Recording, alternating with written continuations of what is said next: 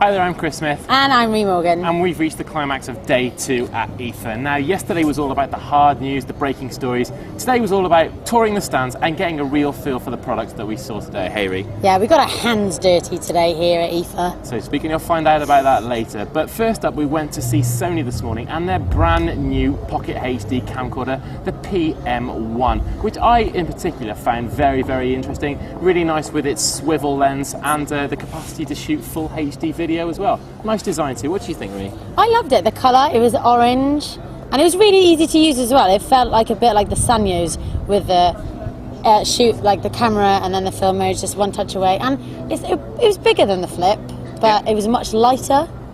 It was like as light as a feather, I'd say.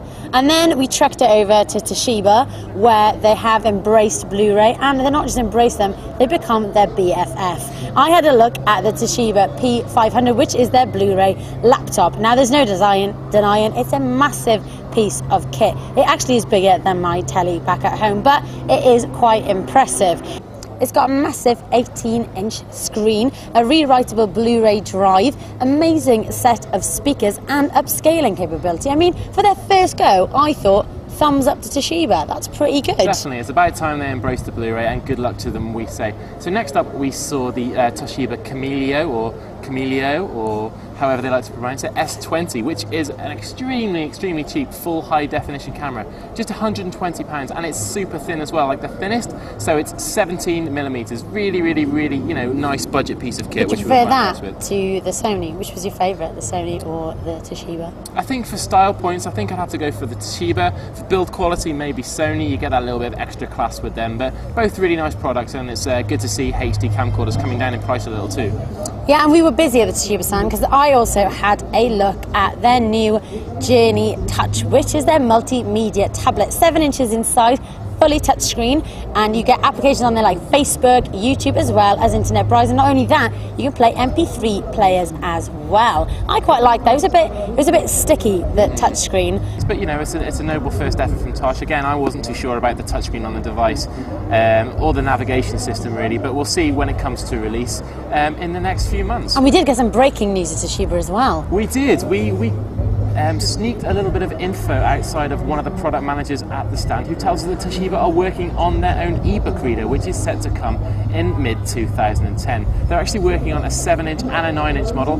No word on which one will be coming to the market yet, but it's not going to be touchscreen. Toshiba think you don't need touchscreens on readers. No, they said the buttons will do. So after we've done that, after our mammoth task over at Toshiba, we headed over to the Panasonic stand, where we had a glimpse at the Panasonic Lumix. I think of it as Panasonic's answer to the Olympus Pen 1, and it's the world's lightest and smallest system camera with an inbuilt flash, and I loved it. I really loved the design of it. I love the fact that when you press down on to take a picture, it would click. It was really retro, and I really liked it. Yeah, I did too. For HD video as well, it's a really nice way to switch between video and stills as well.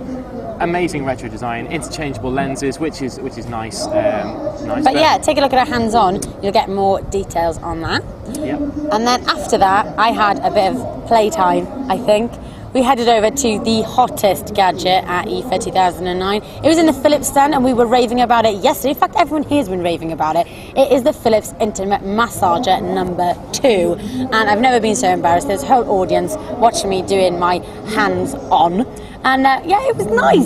What can you say about an intimate massager, apart from the fact that it is pretty intimate, and I had to do it in public. I mean, I had to do the hands-on in public. I really like the fact that it was a two-way scenario this time. So there was some pleasure for the gentleman as well, with a nice little cupping device and a nice little probing device for the female. So take what you will from that.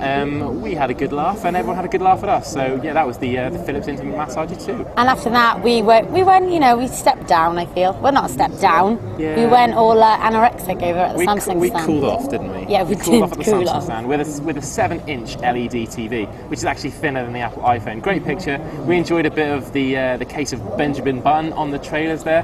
Not a bad piece of kit at all. We'll be waiting for that in January. So that's everything. We really have got down and dirty with the gadgets here at IFA 2009, and I have had a good time. I think it's been a good year. this year? It's been better, certainly been better than last year. Lots of exciting stuff, big TVs, 3D you expect, but some really cool products as well. So we're off for a pint. I think we've earned it. Yeah, so check out back@t3.com for all the hands-on, all the latest news and videos. This is me, Ree Morgan, I'm Chris Smith. here at T3.